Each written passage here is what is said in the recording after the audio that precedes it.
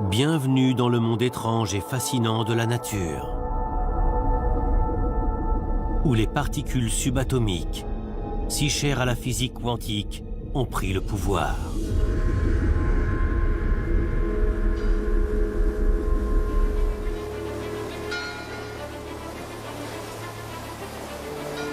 En tant que physicien, j'ai passé ma vie à étudier le comportement de ces particules en laboratoire. Aujourd'hui, je pars en mission dans la nature. Je vais vous prouver que la physique quantique est la clé des plus grands mystères de la biologie. C'est une grande aventure que je vais vivre et un défi que je me lance. Mon objectif, appliquer les théories que je connais si bien et que j'ai observées en laboratoire au monde du vivant. Je suis persuadé que la physique quantique peut expliquer les mystères de la vie. Les particules que j'étudie sont partout, comme des fantômes au cœur de nos châteaux. Quand les plantes absorbent la lumière du jour, leurs cellules se chargent d'ondes qui rayonnent partout à la fois. Même nos 5 sens fonctionnent grâce à d'étranges vibrations quantiques. Dans le monde merveilleux de la biologie moléculaire, la vie est le fruit du hasard et des lois quantiques.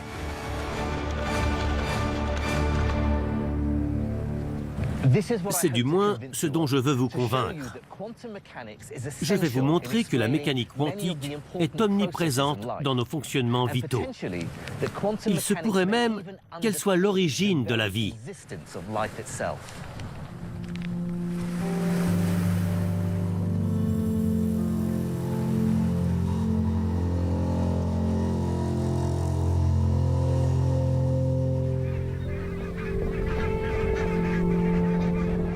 Je commence ma mission par l'un des plus beaux spectacles que nous offre la nature. La migration des oies sauvages. Chaque hiver, les bernaches arrivent ensemble sur les berges de la même rivière écossaise. C'est la fin d'un voyage de plus de 3000 km depuis le Svalbard, un archipel à la limite de l'océan Arctique. De nombreux oiseaux migrent au sud en hiver, puis rentrent chez eux en été. Pendant des décennies, on a cherché à percer le mystère des oiseaux migrateurs et de leur sens de l'orientation. Récemment, les scientifiques ont fait une découverte capitale. Ces dernières années, une espèce d'oiseau en particulier a permis une véritable révolution scientifique. Je fais partie des nombreux physiciens qui ont été très surpris d'apprendre comment se dirigent les oiseaux migrateurs, ou plutôt, grâce à quelle astuce. Les oiseaux utilisent un principe de la mécanique quantique qui a laissé perplexes les plus grands physiciens, de Richard Feynman à Albert Einstein lui-même. Quand je vais vous dire de quel oiseau il s'agit, vous n'allez pas en revenir. Voici le rouge-gorge quantique.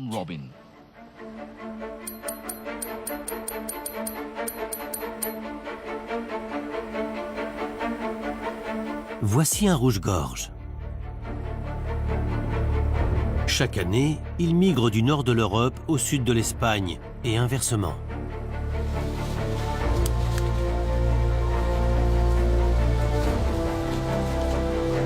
Dans son laboratoire dans les bois, le biologiste Henrik Moritzen tente de percer le secret du rouge-gorge. Pour cela, il s'intéresse à un univers que je connais bien, celui de la mécanique quantique.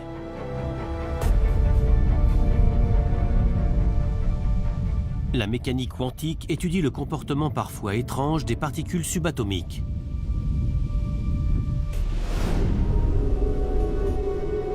Dans le monde de l'infiniment petit, il faut laisser de côté le bon sens et l'intuition. On entre dans un monde où les objets se propagent parfois comme des ondes. Les particules quantiques peuvent être à plusieurs endroits à la fois. Elles savent également communiquer entre elles.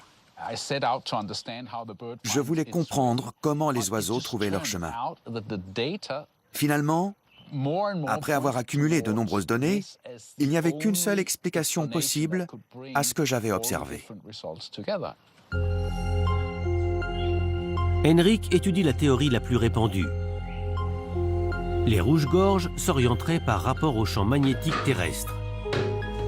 Son laboratoire ressemble à une immense cage à oiseaux.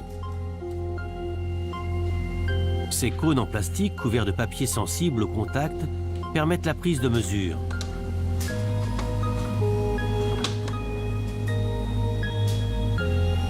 Le champ magnétique du laboratoire est identique au champ terrestre, sauf que Henrik peut le diriger dans la direction qu'il souhaite. À en croire les rayures à l'intérieur des cônes, les rouges-gorges volent toujours dans la même direction.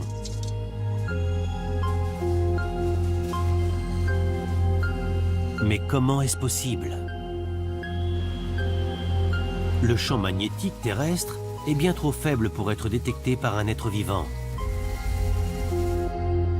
Henrik a fait une découverte surprenante en couvrant la tête des oiseaux. On utilise une petite cagoule en cuir, similaire à celle qu'utilisent les fauconniers, mais plus petite. Il y a une ouverture au niveau de l'œil gauche et une autre au niveau de l'œil droit. Ce qu'on remarque si on couvre l'œil droit, c'est qu'on éteint le capteur magnétique de l'hémisphère gauche du cerveau. Et si on couvre l'œil gauche, on éteint le capteur situé dans l'hémisphère droit. Le capteur magnétique du rouge-gorge se trouverait donc dans ses yeux. Je vais vous montrer ce qui se passe au niveau de mes yeux à moi. Nos yeux nous servent avant tout à voir, mais ils possèdent aussi un second mécanisme de détection de la lumière. Si je dirige cette lampe vers mon œil, ma pupille se rétracte. C'est un réflexe de défense qui protège ma vue. Mes yeux réagissent aux particules lumineuses qu'on appelle photons. L'énergie que dégagent les photons suffit à déclencher des réactions chimiques qui commandent mes muscles oculaires. Il se pourrait que la lumière ait exactement le même effet sur les yeux du rouge-gorge. En fait, elle fournit en énergie la boussole magnétique unique du rouge-gorge, qui fonctionne donc grâce à des particules subatomiques.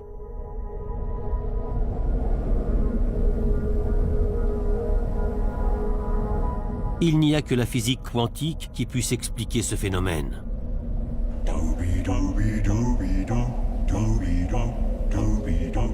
Imaginez que les réactions chimiques des yeux des rouges-gorges se déroulent en fait dans un paysage de montagne.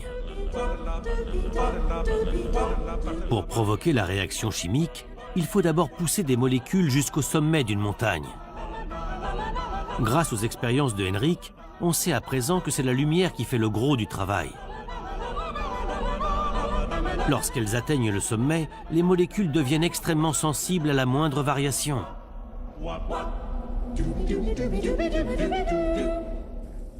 La boussole chimique du rouge-gorge se trouve donc en équilibre sur un sommet situé entre deux vallées.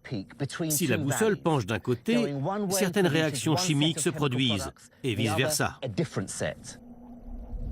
À ce moment-là, la moindre petite variation dans le champ magnétique terrestre suffit à faire basculer les molécules d'un côté ou de l'autre. Ce phénomène dépend d'un principe physique pour le moins complexe. Mais ne vous en faites pas si vous avez un peu de mal à suivre. Albert Einstein lui-même le qualifiait d'effrayant. Ce principe s'appelle l'intrication quantique. Et il mobilise des particules qui semblent communiquer plus vite que la vitesse de la lumière.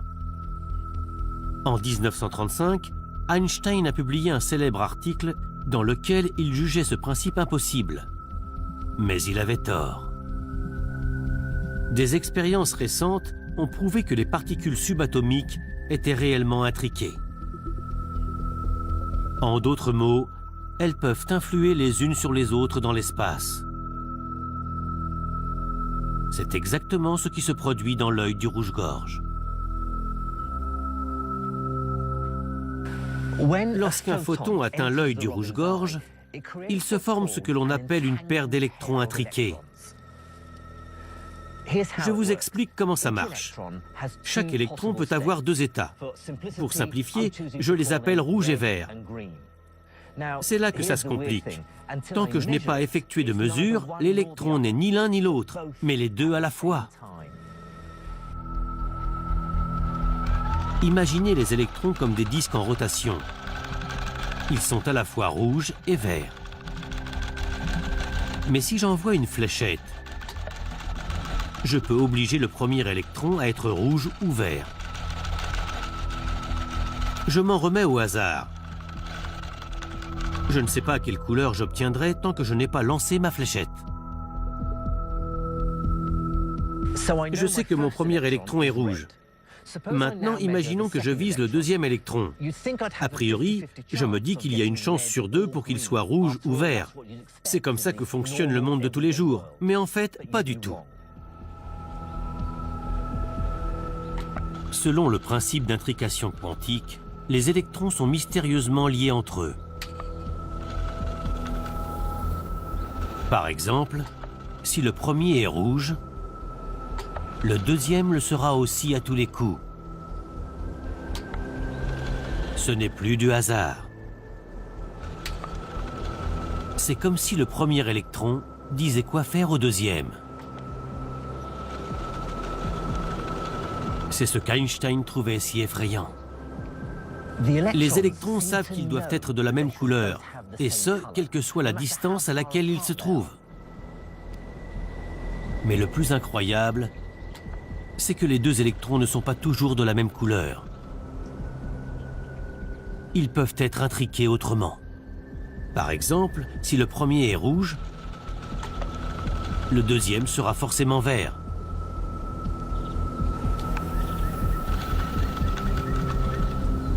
C'est ce lien mystérieux qui est la clé du secret de la boussole du rouge-gorge. Et c'est le champ magnétique terrestre qui modifie le résultat obtenu. Près de l'équateur, les électrons seront rouges et rouges, tandis que plus près du pôle, ils seront rouges et verts. C'est ainsi que la boussole chimique du rouge-gorge lui indique sa direction. Les fluctuations du champ magnétique terrestre, aussi faibles soient-elles, modifient la façon dont les électrons s'intriquent dans l'œil du rouge-gorge. Et c'est ce qui oriente l'oiseau. On comprend enfin comment le champ magnétique terrestre, alors qu'il est très faible, influe sur le comportement d'un animal.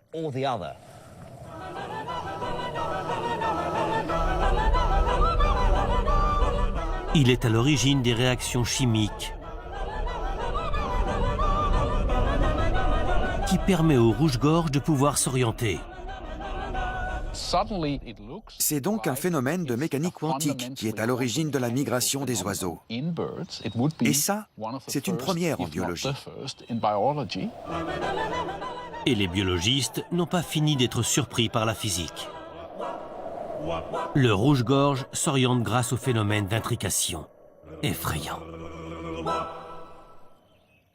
Il est souvent difficile de reproduire les effets subtils de la physique quantique en laboratoire. Pourtant, le rouge-gorge y arrive sans problème, et dans la nature. Les expériences qui ont été menées sont bien réelles et reproductibles. J'ai beau les voir de mes yeux, j'ai encore du mal à y croire.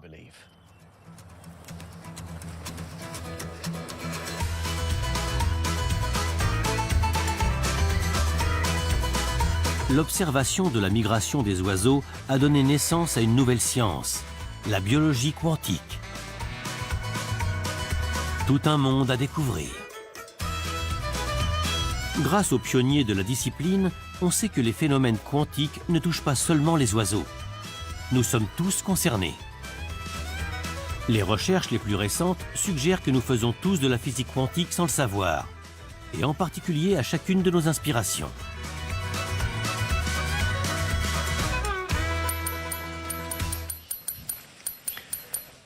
Salut, Jem. Comme t'es mignonne. Notre sens de l'odorat est remarquable. Il se démarque nettement de la vue et de l'ouïe. Parmi les milliers d'odeurs que nous identifions, certaines sont capables de réveiller en nous des émotions et des souvenirs vivaces, comme si notre odorat était directement relié à notre mémoire. Mais notre odorat se distingue aussi d'une autre manière. La vue et l'ouïe impliquent la détection d'ondes lumineuses et sonores, tandis que notre odorat repose sur la détection de particules et de molécules chimiques. Les scientifiques commencent à comprendre depuis peu à quel point notre odorat est encore un mystère.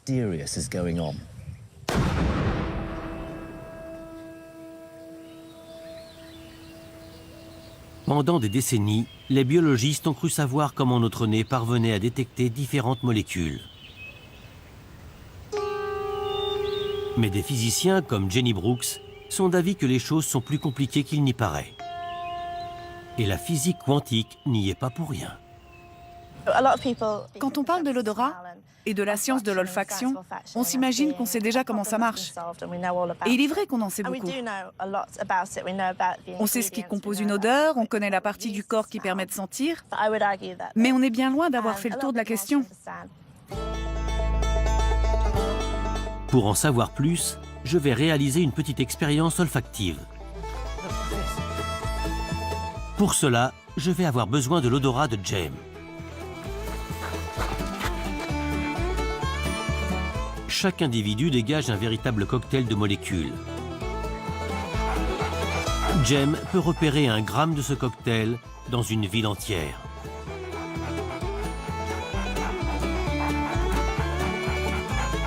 Elle n'a aucun problème à trouver celui que je cherche.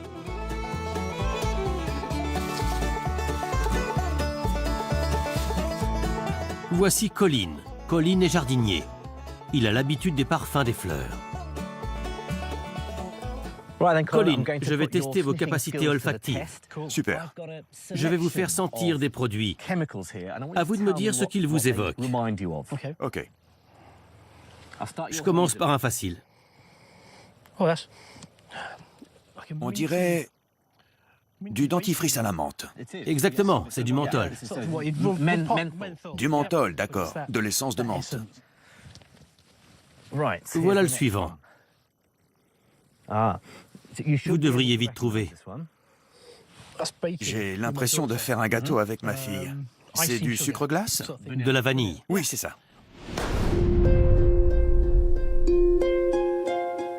Quand notre nez détecte un composé chimique, il envoie un signal nerveux à notre cerveau. Chaque composé provoque une sensation différente. Jusqu'à présent, on pensait que la sensation dépendait de la forme de la molécule.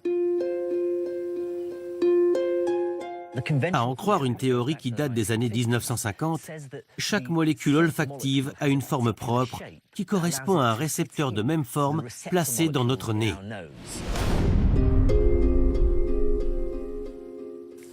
Si la molécule a la même forme, elle s'emboîte parfaitement, comme une clé qui aurait trouvé sa serrure. Ce mécanisme s'appelle d'ailleurs le modèle de la serrure et de la clé. Dès qu'une molécule trouve un récepteur à la bonne forme, le récepteur envoie l'information olfactive.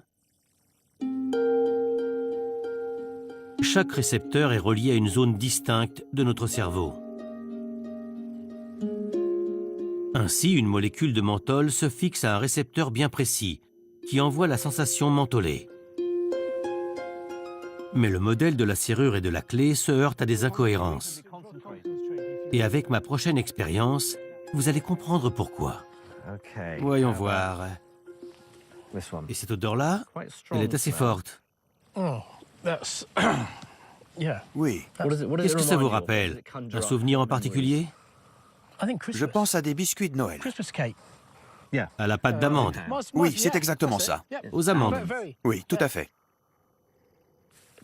Si Colin a reconnu le parfum des amandes, c'est grâce à une molécule olfactive appelée benzaldéhyde. Mais j'aurais pu tout aussi bien lui faire sentir un autre produit chimique, le cyanure. Le benzaldéhyde et le cyanure ont tous les deux la même odeur. Ils sentent l'amande. Pourtant, les deux molécules sont de formes très différentes. Le principe de la serrure et de la clé ne suffit donc pas à expliquer comment fonctionne notre odorat. Comment se fait-il que deux molécules si différentes aient la même odeur? C'est du côté de la biologie quantique que se trouve la réponse. Notre nez ne sent pas les molécules. En fait, il les écoute. Il n'y a donc pas que la forme des molécules qui compte. Regardons de plus près ce modèle de molécule de cyanure. La bille blanche ici est un atome d'hydrogène, que ces barrettes grises relient à un atome de carbone et un d'azote. Mais là encore, ce n'est pas si simple. Pour mieux comprendre ce qui se passe, prenons cette grande bille blanche. Vous voyez, les atomes ne sont pas immobiles. Les liens sont comme des cordes qui vibrent. Et au final, ça change tout. Le secret de notre odorat repose justement sur la vibration des molécules olfactives.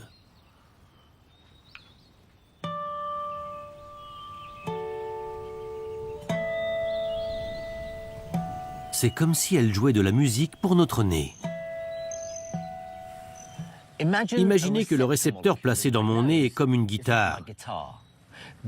Avant de pouvoir jouer une note, la molécule parfumée doit entrer dans mon nez. Une fois qu'elle est en place, ces liaisons chimiques forment la corde de la guitare.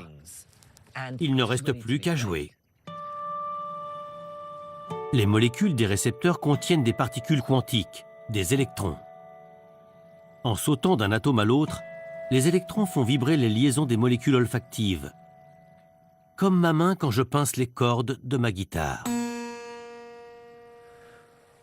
Ce qui est formidable avec cette théorie, c'est que l'odorat ne tient plus à la forme d'une molécule olfactive, mais à ses vibrations, ou plutôt ses ondulations. Résultat, notre odorat fonctionne de manière similaire à notre ouïe, par exemple.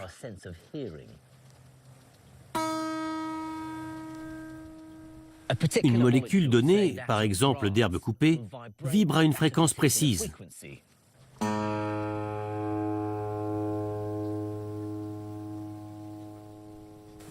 Une autre molécule, par exemple de menthe, vibre, elle, à une fréquence différente.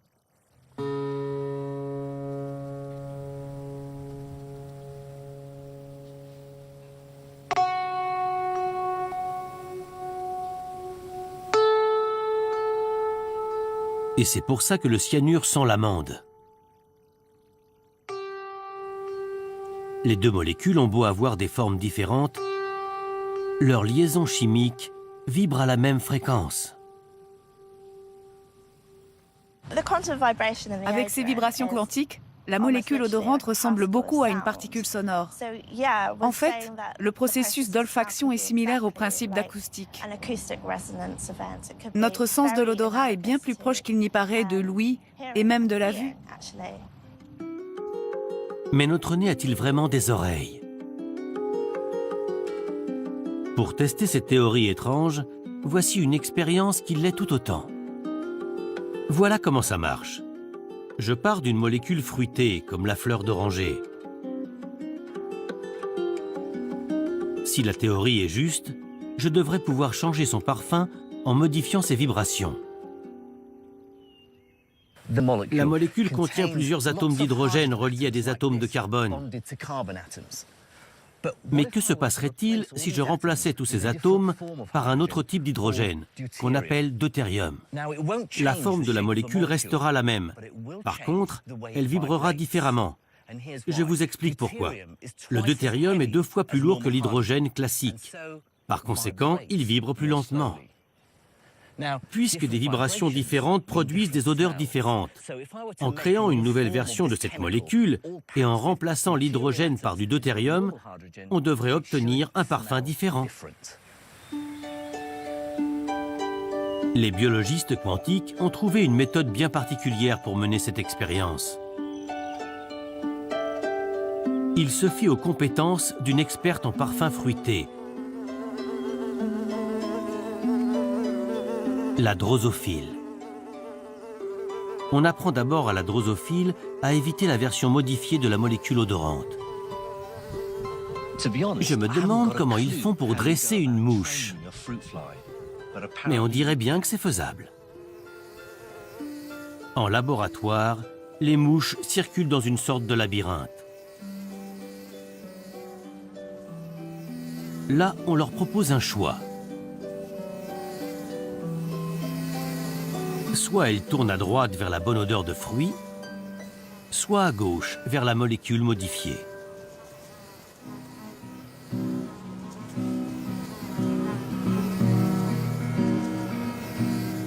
Les drosophiles remarquent tout de suite la différence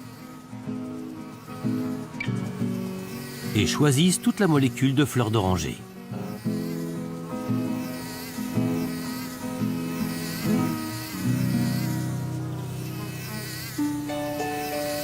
Cette expérience prouve que la théorie quantique fonctionne. Pour autant, le principe de la serrure et de la clé s'applique lui aussi. Les deux sont complémentaires. La molécule s'accroche d'abord au récepteur avant que ses vibrations ne transmettent l'information olfactive.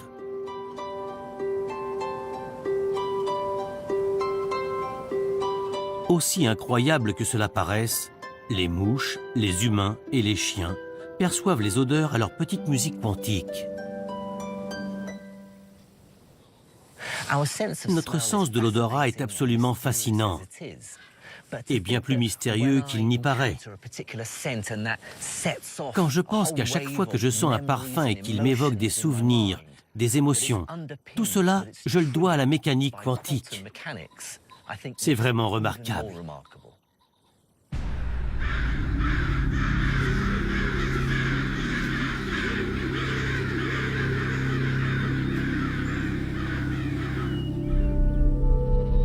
La physique quantique est absolument partout dans la nature.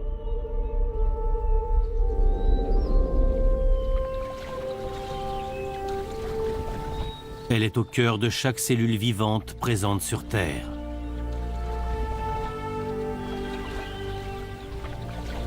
C'est la physique quantique qui permet de comprendre l'un des plus grands mystères de la nature.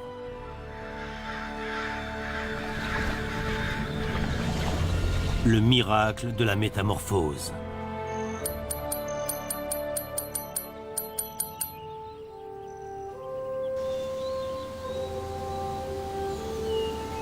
La transformation du tétard en grenouille a longtemps été une énigme pour la science. En à peine plus de 6 semaines, le tétard se rétracte avant de prendre sa forme adulte. Comment ce phénomène peut-il avoir lieu en si peu de temps ? Quand on y pense, il n'y a rien de plus extraordinaire que la métamorphose du tétard en grenouille. Sa queue, par exemple. En quelques semaines, elle se résorbe à l'intérieur du corps. Et les protéines et les fibres qui la composent servent à former les nouveaux membres de la grenouille. Des milliards et des milliards de réactions chimiques ont lieu, ce qui permet de casser les molécules et d'en former de nouvelles dans un balai soigneusement millimétré. Pourtant, les fibres qui soutiennent les tissus sont extrêmement solides. Elles sont un peu comme les cordes de mon radeau. Si je veux le démonter, je vais d'abord devoir défaire des nœuds très serrés. Je continue sur cet exemple. Les tissus du tétard sont soutenus par de longues cordes de protéines nouées entre elles par des liaisons chimiques. Ces liaisons sont si solides qu'elles pourraient tenir pendant des années, bien au-delà de la durée de vie du tétard. Mais alors, comment fait-il pour se changer si vite en grenouille? La réponse se trouve du côté de molécules indispensables à la vie. Des petites ouvrières au cœur de nos cellules, les enzymes. Ce sont les enzymes qui font fonctionner la cellule. Elles sont comme des petites machines qui opèrent les transformations chimiques nécessaires à la vie. Elles jouent un rôle absolument crucial. Grâce à elles, les réactions chimiques essentielles à nos cellules se déroulent à vitesse grand V. Je vais vous montrer à quel point elles sont rapides. Dans cette bouteille se trouve un produit appelé peroxyde d'hydrogène. Vous l'avez reconnu, c'est ce qu'on utilise pour se décolorer les cheveux. D'ailleurs, ce flacon vient de chez mon coiffeur. Le peroxyde d'hydrogène est également produit par notre corps. C'est le foie qui est chargé de l'éliminer. Pour cela, il a recours à une enzyme qui réduit le peroxyde d'hydrogène à l'état d'eau et d'oxygène. Je vais vous montrer à quel point cette enzyme est rapide. On va faire une petite expérience. Ici, j'ai des morceaux de foie. Je l'ai haché pour libérer l'enzyme. Maintenant, regardez bien ce qui se passe quand j'ajoute les morceaux de foie et donc l'enzyme au peroxyde d'hydrogène. L'oxygène s'échappe presque immédiatement.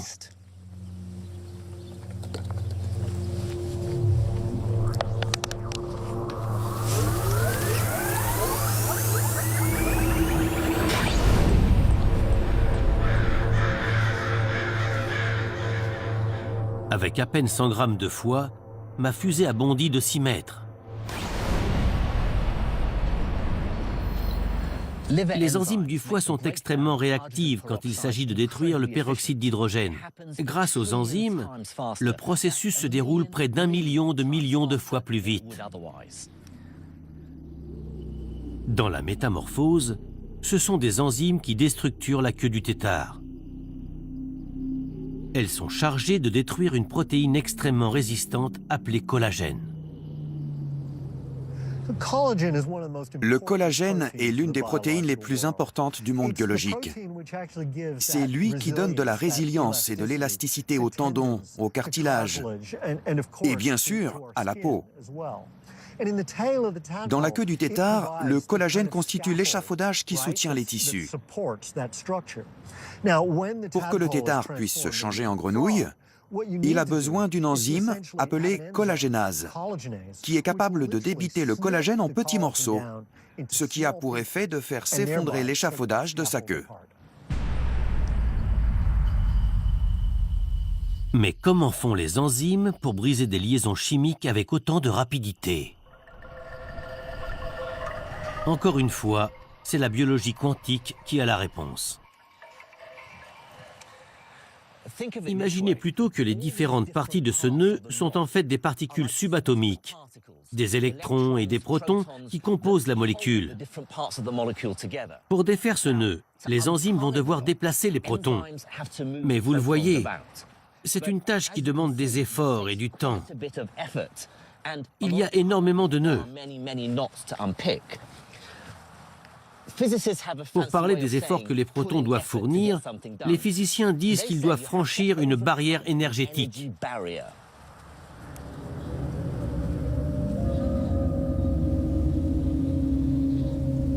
Voici ma barrière énergétique. Et voici mon proton. Pour briser une liaison chimique, il lui faut suffisamment d'énergie pour passer la barrière. Mais quand on calcule le temps que cela devrait prendre, on se rend compte que le proton est bien trop lent pour pouvoir déstructurer la queue d'un tétard.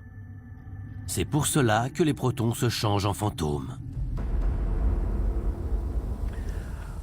Je sais ce que vous vous dites, que c'est l'idée farfelue d'un théoricien et que ce n'est qu'une vague hypothèse et qu'on ne pourra jamais prouver un phénomène pareil. Et pourtant, si, et il se produit tout le temps. À l'échelle quantique, les protons n'ont pas besoin de franchir la barrière énergétique. Il leur suffit tout simplement de la traverser. L'effet tunnel est l'un des concepts les plus étranges de la mécanique quantique. Il n'est comparable à rien de ce que nous connaissons. Une particule quantique peut franchir une barrière énergétique, aussi impénétrable soit-elle. Ces particules ne sont bien sûr pas solides. Elles n'ont rien de commun avec un ballon, par exemple. Elles se comportent plutôt comme des ondes capables d'infiltrer les barrières énergétiques. Une particule peut disparaître d'un côté de la barrière et réapparaître de l'autre au même instant. Et cet effet a été démontré par la physique nucléaire. Sans l'effet tunnel, le Soleil cesserait de briller. Mais je n'aurais jamais cru observer cet effet chez le tétard. Je le répète, ce phénomène est on ne peut plus étrange. C'est comme si je me plaçais face à un mur de briques et que je disparaissais comme un fantôme, avant de réapparaître de l'autre côté du mur. Le grand avantage de l'effet tunnel, c'est sa rapidité. Ce phénomène se produit incroyablement vite, bien plus vite que si les protons devaient franchir la barrière énergétique. En tant que physicien nucléaire, l'effet tunnel quantique est en quelque sorte mon gagne-pain. Les particules subatomiques y ont recours en permanence. Mais revenons à notre grenouille.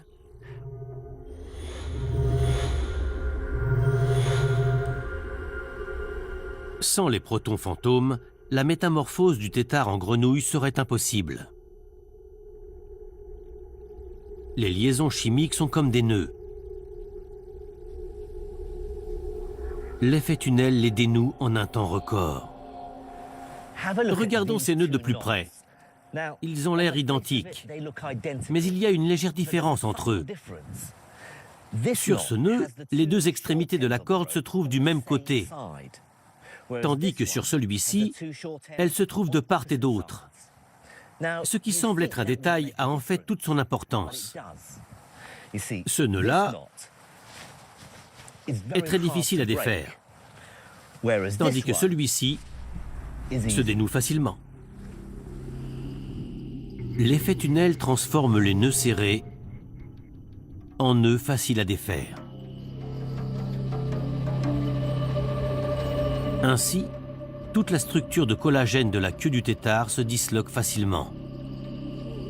Enfin, d'autres enzymes restructurent la grenouille sous sa forme adulte. L'effet tunnel des particules quantiques a beau être pour le moins étrange, il fait partie du quotidien des physiciens. C'est ce même effet qui est responsable de la désintégration radioactive, ou même du fonctionnement du Soleil. C'est grâce à l'effet tunnel que le Soleil et les étoiles brillent. Mais ce même phénomène a lieu au cœur de chaque cellule qui compose chaque être vivant sur notre planète. Et ça, c'est extraordinaire.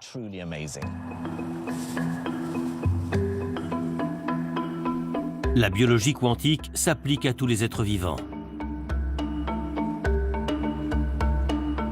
On a vu que les oiseaux, les mammifères, les insectes et les amphibiens étaient tous l'objet d'étranges lois quantiques. Les recherches les plus récentes portent sur un processus vital bien précis, dont dépendent toutes les formes de vie sur Terre. La transformation de l'air et de la lumière chez les plantes.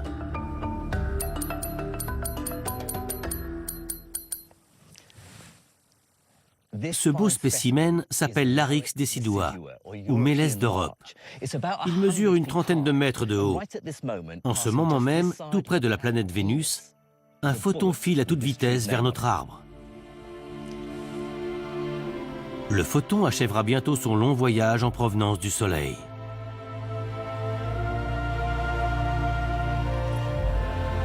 Son objectif ? Déclencher une suite de réactions chimiques indispensables à la vie sur Terre. La photosynthèse. Chaque seconde de chaque jour, 16 000 tonnes de végétaux apparaissent sur notre planète. C'est incroyable quand j'y pense. Notre existence même sur Terre dépend d'un phénomène qui se produit en à peine 1 trillionième de seconde.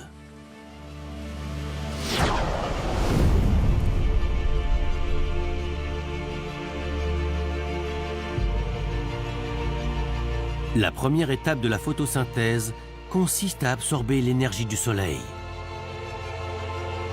Il s'agit d'un processus efficace à presque 100%, bien plus efficace que nos technologies humaines. Mais comment font les plantes? C'est l'un des grands mystères de la biologie. Et c'est la physique quantique et ses bizarreries qui nous donnent la réponse. Même les physiciens ont eu du mal à y croire. On a eu comme une révélation. C'était extraordinaire. J'avais l'habitude de travailler sur des expériences ou des problèmes abstraits, puisque je suis théoricienne. Je mettais toujours mes théories à l'essai en laboratoire, un environnement où tout est sous contrôle. Quand j'ai compris que mon travail permettait de mieux comprendre comment la nature fonctionne, je l'ai vécu comme un nouveau souffle dans ma vie de scientifique. Et je me suis prise de passion pour cette discipline. La biologie classique nous explique que la couleur verte des plantes vient des molécules de chlorophylle. Dans les cellules végétales, ces molécules absorbent la lumière du soleil. Cette énergie est ensuite convertie en un temps record en nourriture pour la plante.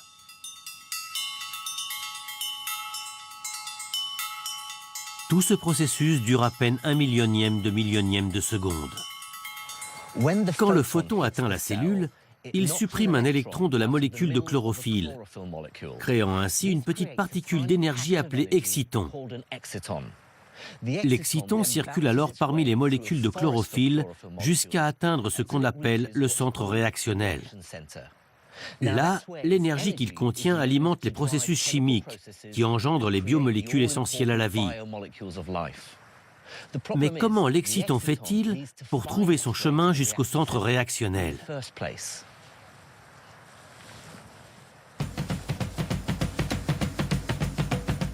La biologie classique propose une explication peu convaincante. L'exciton lui-même ne sait pas bien où il va. Il rebondit dans tous les sens, comme dans un flipper. C'est ce qu'on appelle la marche aléatoire. Au bout d'un moment, il finit par avoir fait le tour de la cellule jusque dans ses moindres recoins. Malheureusement, ce n'est pas très efficace. Parce qu'alors, quand l'exciton finirait par atteindre le centre réactionnel, ce serait par pur hasard.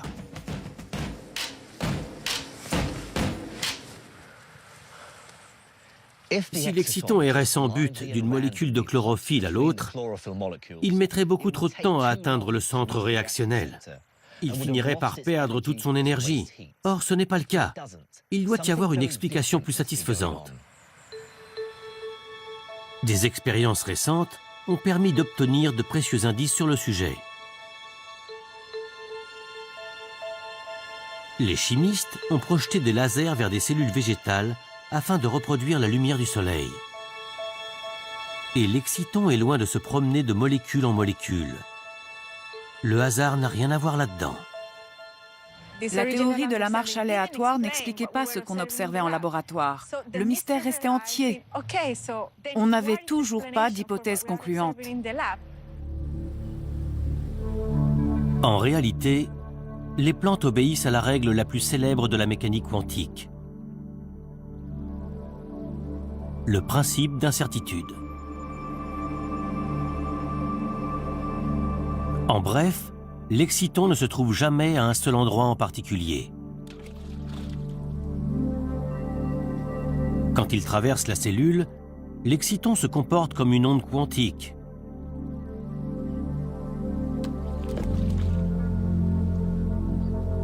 Il ne se déplace donc pas d'un point A à un point B. En d'autres mots, et même si cela semble absurde, il se dirige dans toutes les directions à la fois. En se comportant comme une onde, l'exciton peut explorer tous les itinéraires possibles. On touche précisément à l'un des phénomènes les plus étranges de la mécanique quantique. Au lieu de partir dans un sens ou dans l'autre, l'onde suit toutes les directions à la fois. C'est ce qui la rend si efficace.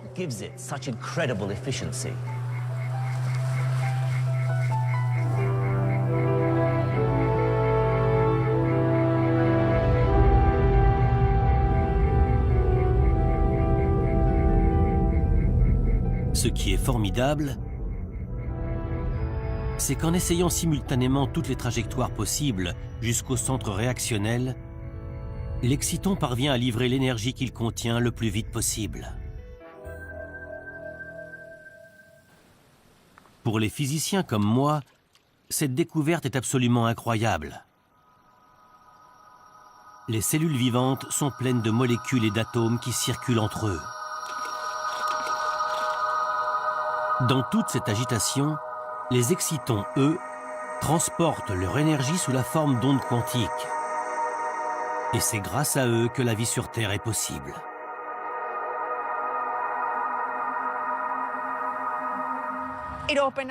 Cette découverte m'a ouvert de toutes nouvelles perspectives.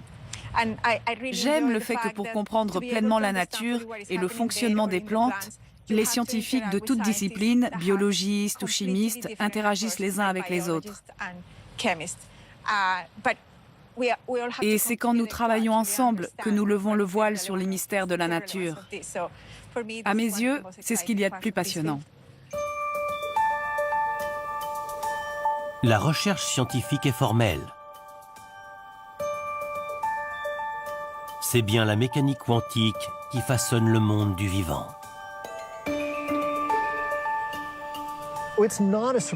Ce n'est pas étonnant qu'on observe des phénomènes quantiques dans des systèmes biologiques. Ils sont simplement plus efficaces.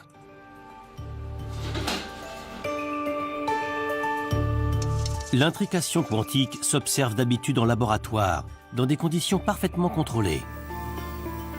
On sait maintenant que c'est ce qui permet au rouge-gorge de s'orienter avec précision. Grâce aux vibrations quantiques, notre nez écoute les molécules odorantes et nous offre une meilleure perception du monde qui nous entoure. Les cellules des animaux contiennent des protons qui disparaissent puis réapparaissent, comme des fantômes, pour accélérer leurs processus vitaux.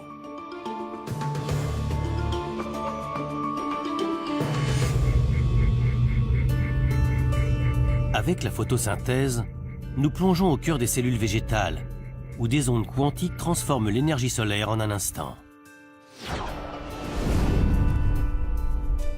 J'entends parfois, mais les physiciens travaillent là-dessus depuis des décennies.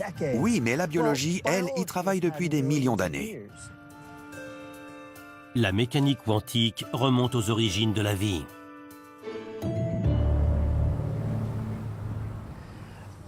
La fin de mon voyage approche. Il est temps pour moi de conclure. En tant que scientifique, je mets mes hypothèses à l'essai à l'aide d'expériences méthodiques. J'ai essayé de préparer une expérience qui m'aide à répondre à la plus grande question biologique que je me pose. La physique quantique joue-t-elle un rôle dans le mécanisme de l'évolution ?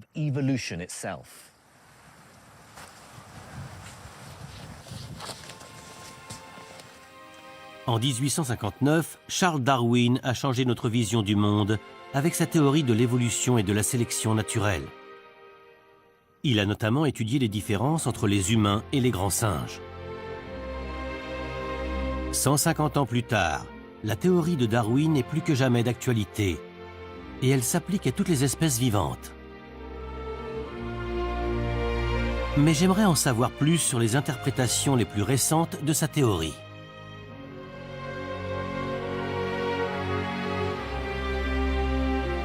Existe-t-il une théorie quantique de l'évolution ?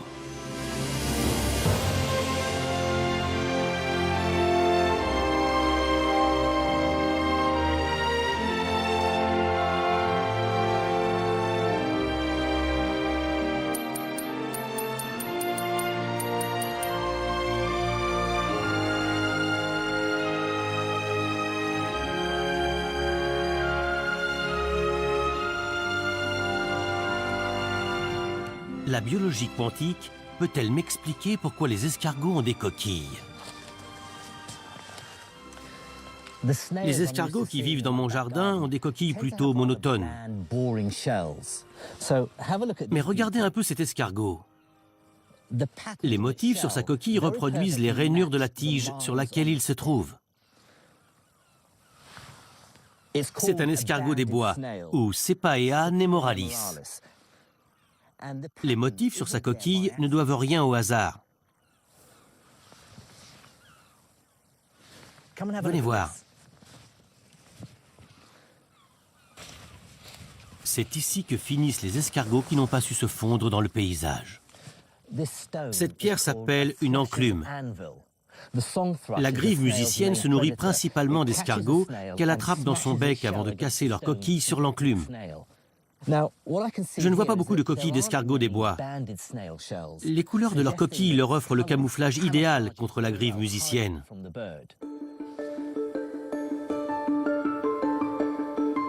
Selon la théorie de Darwin, l'évolution dépend de variations au sein d'une même espèce. Les escargots bien camouflés ont plus de chances de survivre et donc de se reproduire. Ils transmettent alors leurs coquilles caractéristiques à la génération suivante. C'est ainsi qu'une espèce s'adapte. Ce sont donc les variations entre les différents escargots qui motivent leur évolution. Toutes les espèces évoluent pour s'adapter à leur environnement. Mais je me demande quel rôle joue la mécanique quantique dans tout ça.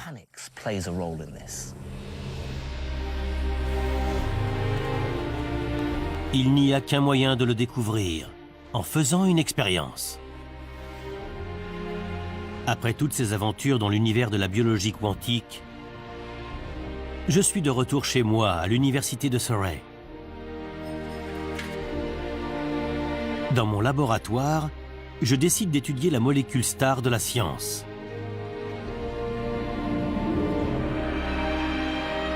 L'acide désoxyribonucléique, ou ADN. Dans sa double hélice, l'ADN renferme le code génétique de chaque organisme vivant. Darwin en ignorait totalement l'existence quand il a étudié les variations des espèces.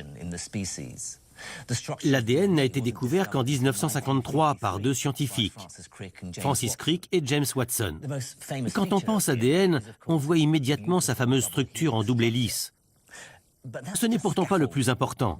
Les secrets de la génétique se trouvent au milieu.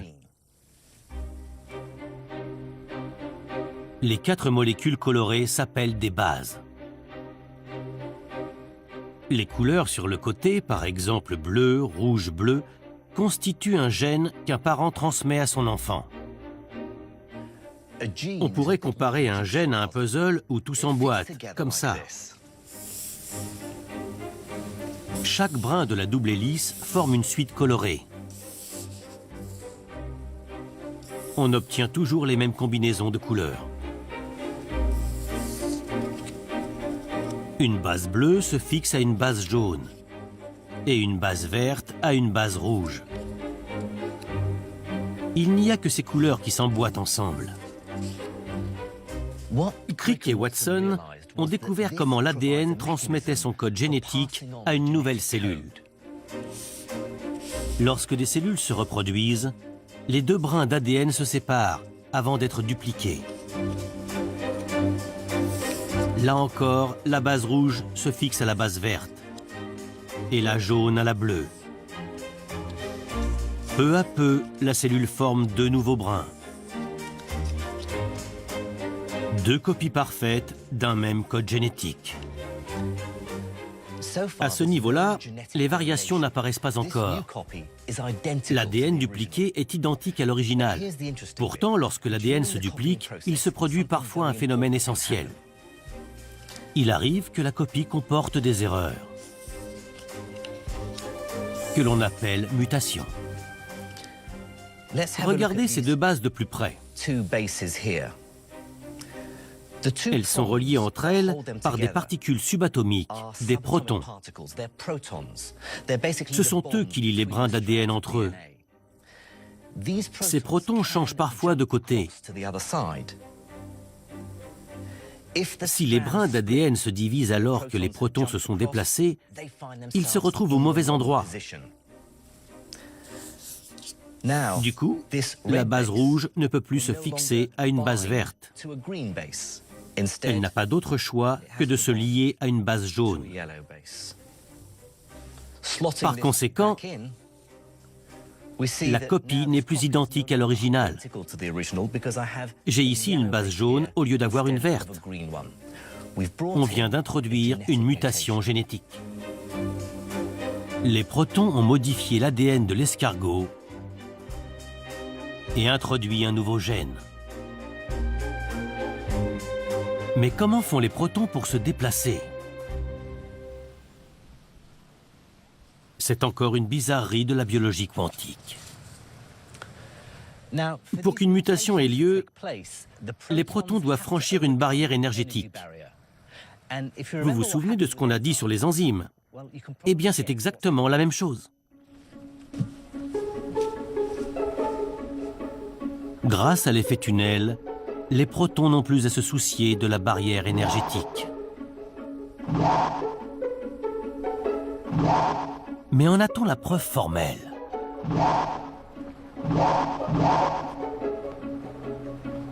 Mes collègues biologistes cherchent à observer ces mutations quantiques.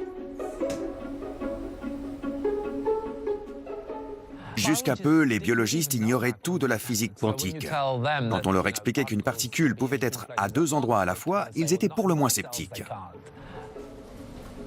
Pour notre expérience, on utilise des échantillons de bactéries. Le premier échantillon est placé dans de l'eau qui contient naturellement des noyaux d'hydrogène, des protons. Quand les bactéries se reproduisent, on compte les mutations. Si notre théorie est exacte, on devrait pouvoir modifier le taux de mutation. Vous vous souvenez de la théorie quantique de l'odorat? Et si je remplaçais le proton par son grand frère, le deutéron? C'est comme ça qu'on appelle un atome de deutérium. Il est 2 fois plus lourd qu'un proton. Cela devrait modifier son comportement tunnel. La mécanique quantique n'a pas fini de nous étonner. Les protons maîtrisent bien l'effet tunnel, pas les deutérons.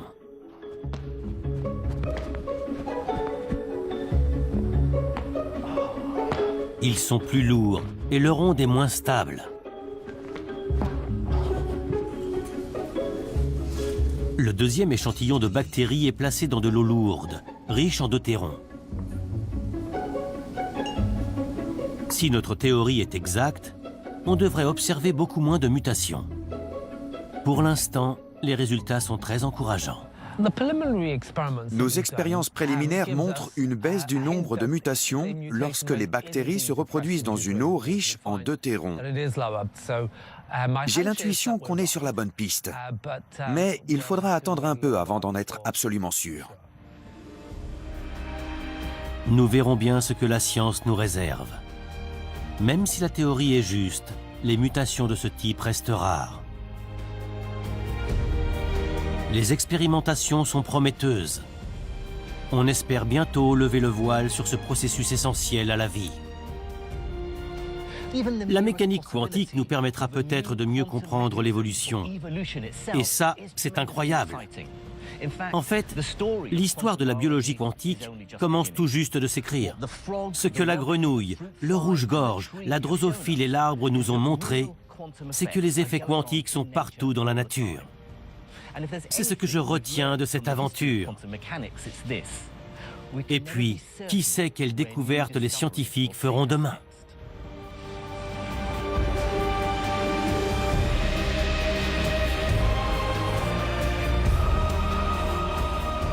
La biologie quantique est une véritable révolution. Il est temps pour moi de retrouver mon laboratoire.